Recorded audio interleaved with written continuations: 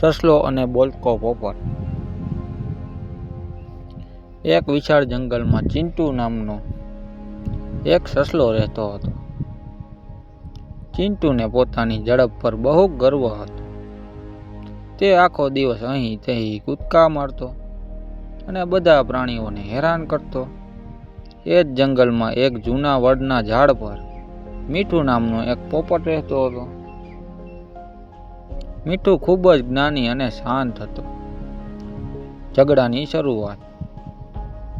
એક દિવસ ચિંટુ સસલો વડના ઝાડ નીચે આરામ કરતો હતો. મીઠું પોપટ ઉપર બેઠો બેઠો મીઠા અવાજે રામ રામ બોલી રહ્યો હતો. સસલાએ આ ગમ્યું નહીં.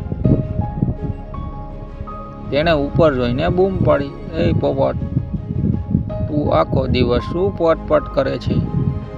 તારામાં મારા જેવી સ્ફૂર્તિ તો છે નહીં. બસ એક જ જગ્યાએ બેસીને બોલ્યા કરે છે." મીઠુએ તો હસીને જવાબ આપ્યો,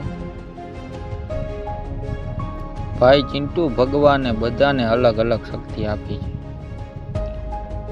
મારે તારી જેમ દોડવાની જરૂર નથી પડતી. હું તો ઉડી શકું છું અને વિચારી શકું છું." સસલાને તો ગુસ્સો આવ્યો. તેણે શરત લગાવી, "જો તારામાં હિંમત હોય તો કાલે સવારે પેલી ટેકરી સુધી પહોંચવાની હરીફાઈ કરીએ. જોઈએ છે કોણ વહેલું પહોંચે છે." વાદળ અને તુફાન. બીજા દિવસે સવારે હરીફાઈ શરૂ કરી. સસલો તો ગોળીની જેમ છૂટ્યો. તે અડધે રસ્તે પહોંચ્યો. ત્યાં જ અચાનક આકાશમાં કાળા વાદળો છવાઈ ગયા. જોત જોતામાં ભયાનક તુફાન શરૂ થયું. પવન એટલો જોરથી ફૂંકાવા લાગ્યો કે સસલો હવામાં ફંગોળવા લાગ્યો.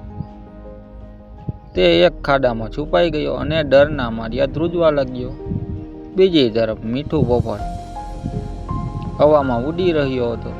પવન તેને પણ હેરાન કરતો હતો, પણ તેણે હિંમત ન હારી. તેણે જોયું કે સસલો મુશ્કેલીમાં છે. મીઠુએ જોરથી બૂમ પાડી, "ચિંટુ, ગભરાઈશ નહીં. તારી જમણી બાજુએ એક મોટી ગુફા છે. ત્યાં જતો રહે." સસલાએ પોપટનો અવાજ સાંભળ્યો અને દોડીને ગુફામાં ભરાઈ ગયો. થોડી વાર પછી તોફાન શાંત થયું. બોધ.